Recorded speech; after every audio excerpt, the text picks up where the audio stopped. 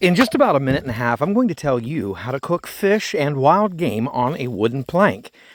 I want to start with a wooden plank. My favorite is sassafras. Just about any wood will do if you can split it into a plank. You're simply going to lay your fish skin down on the wooden plank, press it into the wood. The skin should help it adhere to the wood. Season that, and then you can throw that directly on the fire just above the licking flames. Now you want to move that around frequently, and that is the key here. And then eventually turn your meat so that the meat faces the fryer. Let it cook until it's just flaky. Then you can remove that and serve it with salad or any other wild sides that you might forage, and this is delicious.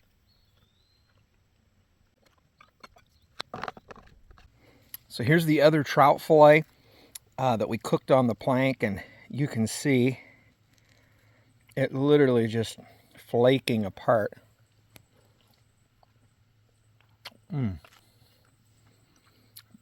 See how moist that still is?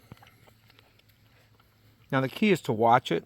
Obviously turn it frequently, as we said.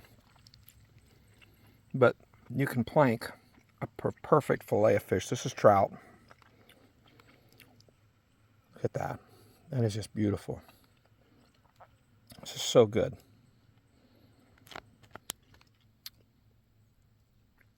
I'm